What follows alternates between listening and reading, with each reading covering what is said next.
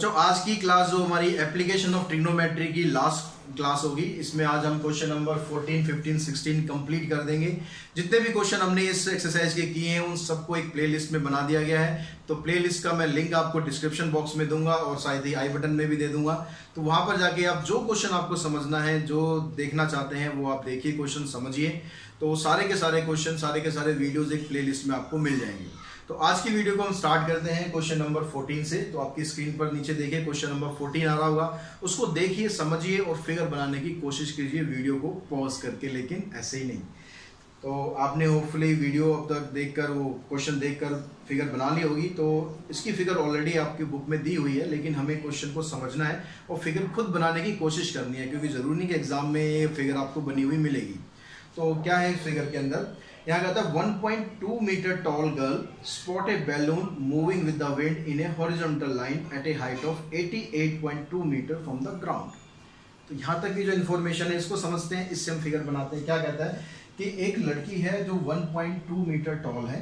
ये लड़की हमने बना दी, इसकी पोजीशन ले ली हमने ए बी। अब ये क्या कर रही है कि एक मूविंग बलून को देख रही है। वो बलून जो है हॉरिजॉन्टल जा रहा है। नॉर्मली बलून आप देखते हो ऐसे नीचे से ऐसे ऊपर की तरफ जाता है, ऊपर नहीं जा रहा है। ये जो कुछ स्पेशल बैलून लगा लो आप, ये बिल्कुल हॉरिजॉन्टल जा रहा है। तो वो लड़की इस बलून को देख रही है। मान लो बलून अभी यहाँ पर है, ठीक है। अब यहाँ पर ये इसको देख रही है और ये बलून की जो हाइट है ग्राउंड से 88.2 मीटर की हाइट पे है, ठीक है। अब ये देख रही है तो क्या एंगल बन रहा है, कैसे बन रहा है, यहाँ पर देखो। The angle of elevation of the balloon from the eyes of the girl at any instant is 60 degree. अब यहाँ पर जो लड़की इसको देख रही है बलून को, तो इसका जो एंगल ऑफ एलिवेशन है, अब यहाँ पर देखो गर्ल की हाइट दी हुई है। हाइट दी हुई है तो आपको ऊपर से एंगल बनाना है। अगर सिंपल लिखाता हो कि ये गर्ल, ठीक है, व्यू है balloon from the ground level, तो फिर यहाँ से हम बनाते, तो उसमें हम जो हाइट है उसको नेग्लेक्ट कर देते हैं। लेकिन हाइट दी हुई है तो हमें इसको यूज करना है। ये जो एंगल है ये 60 डिग्री का एंगल बन रहा है।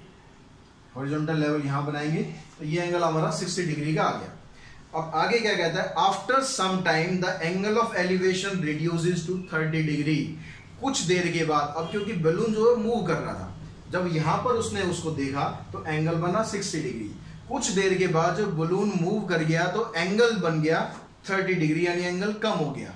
अब जरा ये सोचेंगे हम कि एंगल अगर कम होगा तो बलून गर्ल की तरफ आएगा या गर्ल के अगेंस्ट जाएगा, ठीक है। ये चीज इसमें नहीं दी हुई, ये आपको खुद समझनी है, कॉमन सेंस की बात है भाई। तो यहाँ पर क्या करना है आपको, बलून अभी यहाँ पर है। अब देखो यहाँ पर बलून है, मैं यहाँ खड़ा हूं। अगर बलून मेरे पास आएगा तो मुझे उसको देखने के लिए क्या करना पड़ेगा, अपनी गर्दन को या अपनी आंखों को ऊपर करना पड़ेगा ना। ऊपर करना पड़ेगा मतलब आंखें बड़ी हो रही है, आंखें बड़ी हो रही है मतलब एंगल ज्यादा होना चाहिए। लेकिन यहाँ पर क्या है, एंगल कम हो रहा है। एंगल कम हो रहा है दैट मीन्स बलून जो है वो इस साइड मूव कर रहा है, बलून इधर जा रहा है, तभी तो एंगल कम हो रहा है। तो बलून मान लो कुछ देर के बाद यहाँ पर पहुंच गया। अब यहाँ पर बलून आ गया। अब ये जो एंगल बन रहा है गर्ल के साथ, ये 30 डिग्री का एंगल बन रहा है। क्लियर होगी बात। अब क्योंकि बलून हॉरिजॉन्टल मूव कर रहा है तो ये जो डिस्टेंस है ये अभी भी 88.2 ही रहेगा ग्राउंड से। ये चीज ध्यान रखेंगे, ठीक है। इसको हम पूरा कंप्लीट कर देते हैं। ये ट्राइंगल बन गया। अब आपसे पूछा गया find the distance travelled by the balloon during the interval. तो इस इंटरवल में कितना डिस्टेंस बलून ने ट्रेवल किया ये आपको फाइंड करना है। ये फाइंड करने का मतलब है आपको ये वाला हिस्सा फाइंड करना है ये। अब ये फाइंड करने के लिए हमें क्या करना पड़ेगा, ये जो 88.2 है तो ग्राउंड से ना, अगर हम देखें तो ये यहाँ से है, यहाँ से 88.2 है। इसमें से ये 1.2 जो गर्ल की हाइट है ये तो सेम रहेगी। ऐसा तो नहीं कि गर्ल छोटी बड़ी हो जाएगी। तो ये जो 1.2 हाइट है ये वाली हिस्सा, ये 1.2 ही रहेगा। तो इस 1.2 में को 88.2 से अगर आप माइनस कर दो तो ये जो हिस्सा है आपका, ये वाला हिस्सा, ये कितना रह जाएगा, 87 रहेगा ना। देखो यहाँ पर मैं पहले नाम इसके रख देता हूँ, ABCDEF और G ये H। तो आपके पास क्या CD की जो वैल्यू दे रखी है वो दे रखी है 88.2, और जो गर्ल की हाइट है वो होगी CG, गर्ल की हाइट होगी 1.2। हमें फाइंड करना है GD, क्योंकि जब ट्राइंगल हम लेंगे, ट्राइंगल लेंगे DGB, ठीक है। इस ट्राइंगल के अंदर ये परपेंडिकुलर है DG, तो DG की आपको हाइट चाहिए। तो DJ की हाइट कितनी हो जाएगी भाई, 88.2 में से 1.2 माइनस कर देंगे, 87 मीटर। अब ये अगर 87 है तो ये भी 87 ही होगा ना जी, इसमें तो कोई दिक्कत नहीं ना। ये 87 है तो ये भी 87 होगा। अब देखो यहां से आगे हमारे पास सब कुछ आ गया। अब आप ये triangle low BDG, in triangle BDG। अब इस ट्राइंगल के अंदर DG परपेंडिकुलर हो गया और BG बेस हो गया, DG परपेंडिकुलर हो गया और BG बेस हो गया। एंगल कितना बन रहा है इस ट्राइंगल में? जो पहले हमने देखा था, पहले एंगल था 60 डिग्री का, ध्यान रखना एंगल गलत मत कर देना। तो tan 60 डिग्री आ गया। DG की वैल्यू 87 है, BG की वैल्यू हमने कुछ नहीं ली, y ले लेते हैं, कोई दिक्कत नहीं, BG भी रख सकते हो आप। ये y आ गया, tan 60 की वैल्यू होगी √3, क्रॉस मल्टीप्लाई करेंगे तो y की वैल्यू आगे देखो 87/√3। क्या इसको हम रेशनलाइज करें? यहाँ पर बताया था मैंने क्वेश्चन में, ध्यान रखो, इसको रेशनलाइज करना चाहिए नहीं करना चाहिए? करना चाहिए। क्यों करना चाहिए? क्योंकि 87 3 से कट रहा है, तो इसको यहीं पर रेशनलाइज कर दो। ठीक है, एक वीडियो में क्वेश्चन में बताया था मैंने आपको कहाँ रेशनलाइज करना चाहिए कहाँ नहीं करना चाहिए, पिछली वीडियोस देखेंगे तो आपको मिल जाएगा। इससे कैंसिल, तो ये आ गया 29√3, किसकी वैल्यू आ गई? y की वैल्यू आ गई, इतनी वैल्यू आ गई। अब हम लेते हैं triangle BFH, in triangle BFH। अब इस ट्राइंगल में देखो परपेंडिकुलर है FH और बेस है पूरा BH, तो FH अपॉन में BH। अब यहां पर आप tan थीटा लोगे तो tan 30 डिग्री आ गया यहाँ पर, क्योंकि एंगल अब क्या रिड्यूस हो गया 30 डिग्री हो गया था। ठीक है, अब यहाँ पर जो FH है वो भी 87 है, BH कितना है? BH है y प्लस x, तो BH की जगह y प्लस एक्स, tan 30 की वैल्यू क्रॉस मल्टीप्लाई, तो y प्लस एक्स इक्वल्स टू 87√3। अब y की वैल्यू क्या थी? y की वैल्यू देखो हमने निकाली थी 29√3, तो y की जगह 29√3 पुट कर दो। पुट कर देते तो क्या होगा? y की जगह 29√3 होगा ना, क्या है आंसर निकलेगा और क्या होगा? तो 29√3 को उधर ले जाओ, माइनस करो, क्योंकि दोनों भाई भाई हैं, लाइक टर्म्स है, लाइक टर्म्स क्योंकि √3 यहाँ भी √3, तो 87 में से 29 माइनस कर दो, तो 17 - 9 8 आ गया, 7 - 2 5, तो 58√3 आ गया। यानी जो बलून था उसने कितना डिस्टेंस ट्रेवल किया? Distance travelled by balloon, distance travelled by balloon. ये स्टेटमेंट में आंसर आपको जरूर लिखना है अपना, कितना हुआ? 58√3 मीटर। और यूनिट का भी जरूर ध्यान रखना, यूनिट भी जरूर लिखनी है आपको। क्लियर हो गया? समझ में आ गया? अच्छा क्वेश्चन था, तो दिमाग लगाओ क्वेश्चन के स्टेटमेंट को पढ़ के और फिगर बना दो सही। फिगर सही तो सब कुछ सही। स्क्रीनशॉट ले सकते हो उसका, लेना है तो। क्वेश्चन नंबर 15 देखो आपकी स्क्रीन पर नीचे आ रहा होगा।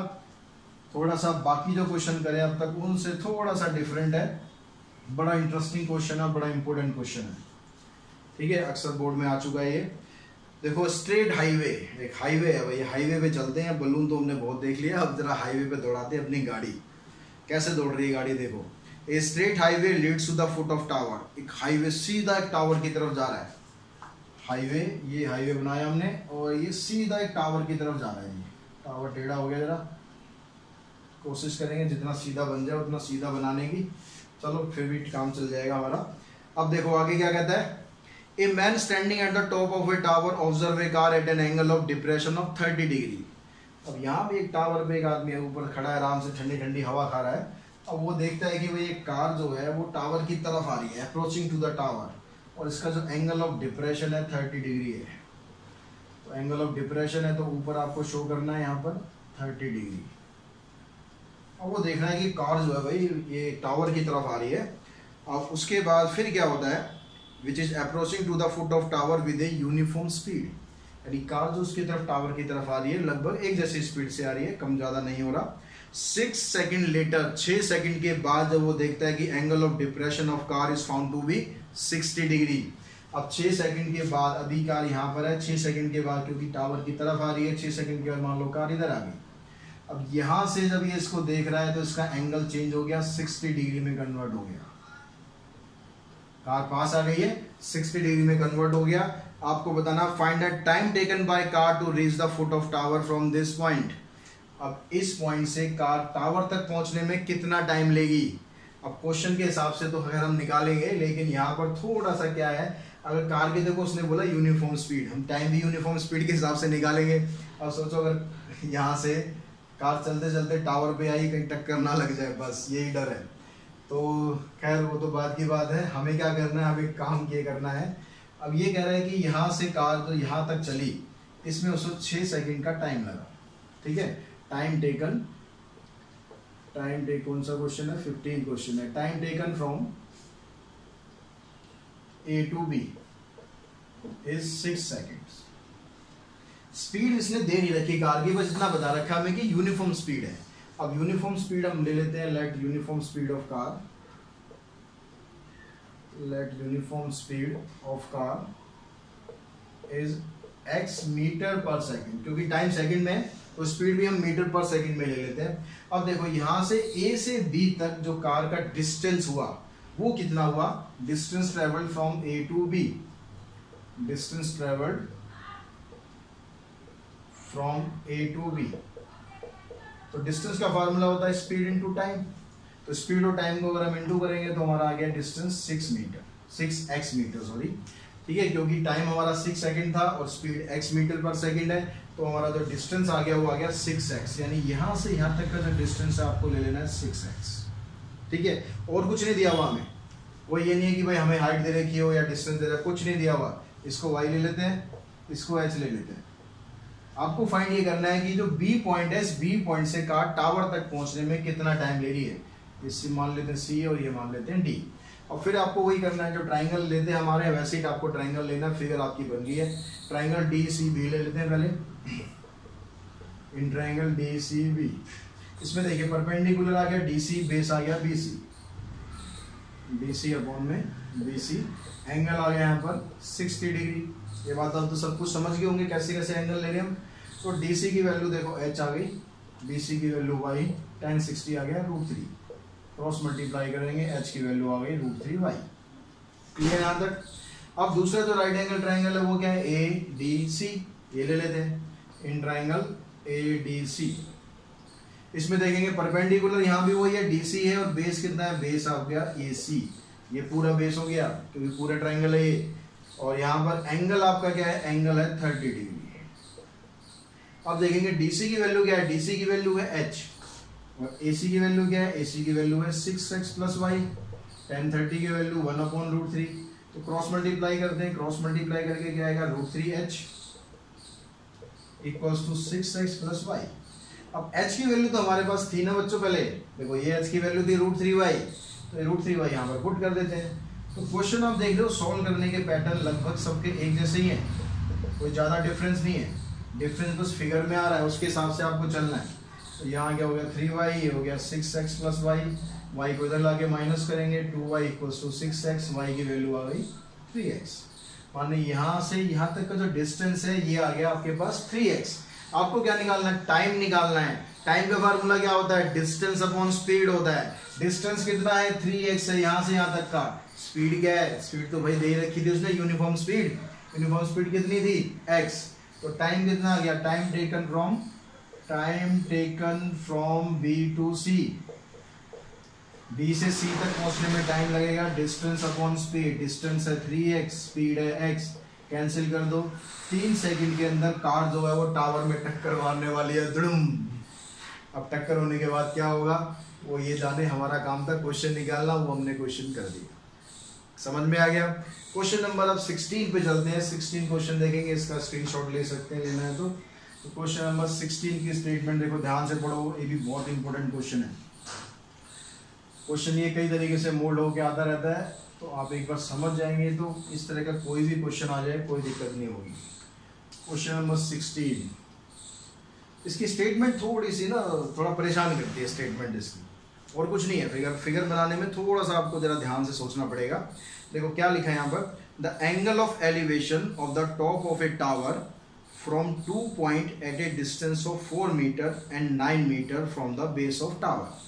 यहाँ तक बात आ गई समझ में हमें कि एंगल ऑफ एलिवेशन है एक टावर के टॉप का, और वो दोनों पॉइंट कहाँ पर है, एक 4 मीटर के डिस्टेंस पर है, एक 9 मीटर के डिस्टेंस पर है। कहाँ से, from the foot of tower, base of the tower. ठीक है, यहाँ तक आ गई बात समझ में। तो ये हमारे पास टावर हो गया, ए बी टावर मान लेते हैं। इसका जो टॉप है इसका एंगल ऑफ एलिवेशन 2 पॉइंट से बन रहा है।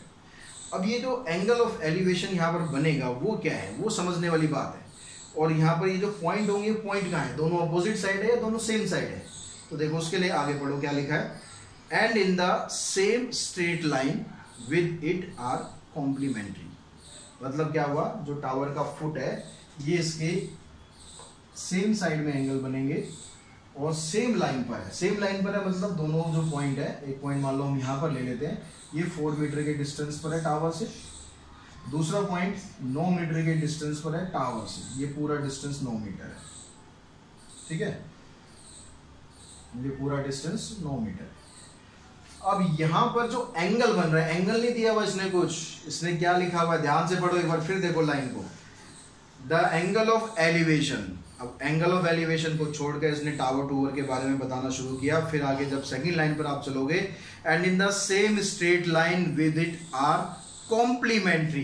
जो एंगल ऑफ एलिवेशन इसके साथ बन रहा है, यानी ये जो एंगल बन रहा है और ये जो एंगल बन रहा है, ये दोनों एंगल क्या है, कॉम्प्लीमेंट्री एंगल है। कॉम्प्लीमेंट्री एंगल कौन से होते हैं जरा याद करो, जोर डालो दिमाग पे। कॉम्प्लीमेंट्री एंगल होते हैं जिनका सम 90 डिग्री होता है, a plus B equals to 90 degree, ये होता है ना। तो ऐसे यहाँ पर दो एंगल है जिनका सम 90 डिग्री है। तो आप यहाँ पर ऐसे मत ले लेना एंगल की, एक 30 हो गया एक 60 हो गया, ये भी 45 हो गया ये भी 45 हो गया, ऐसे नहीं लेना। हमें नहीं पता एंगल क्या है, हमें इतना पता है कि एंगल कॉम्प्लीमेंट्री है। तो एक एंगल आप थीटा ले लेंगे, दूसरा एंगल 90 माइनस थीटा ले लेंगे। ये आप कुछ भी ले सकते हैं, यहाँ पर थीटा ले सकते हो, यहाँ 90 माइनस थीटा ले सकते हो, वो कोई दिक्कत नहीं है, लेकिन लेना आपको ऐसे ही है। थीटा की जगह ए बी सी आप यूज कर सकते हो। Prove that the height of tower is 6 metre. Tower की हाइट आपको प्रूव करनी है कि 6 मीटर है।